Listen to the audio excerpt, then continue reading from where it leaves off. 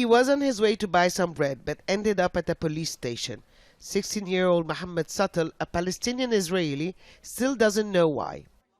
The moment he was detained was caught on video. One of them yelled that he ordered me to stop and I didn't. Then they dragged me and started hitting me. Each time they asked a question, they wouldn't let me answer. They would just hit me.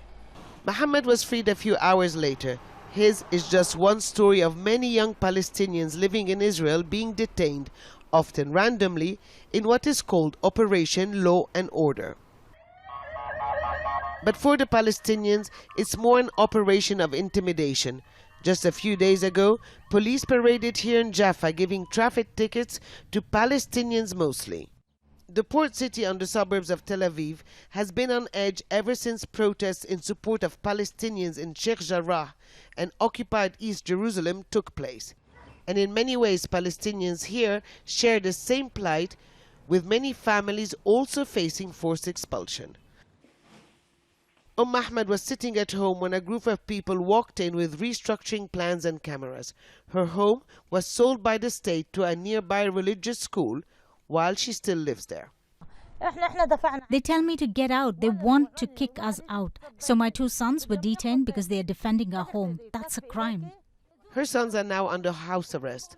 During the 11-day Gaza war, tensions were very high between the two communities, and there were riots in several mixed cities across the country that actually took many by surprise here. Since the government has rounded up more than 1,500 people, the vast majority being Palestinians. Some were released within a few hours or days, but very few Jewish Israelis were detained for their role in the rioting. al-Aluf was among Palestinian protesters when police cracked down. She admits that as a Jewish citizen, there is a slim chance she will be apprehended. I've never seen something like that here. In the past weeks, I've been constantly in the streets. I didn't see any Jewish person being detained in the same standards. I mean, you see people on a bike without helmets, and if they're Jewish, they just go by, and if they're Palestinians, they're detained.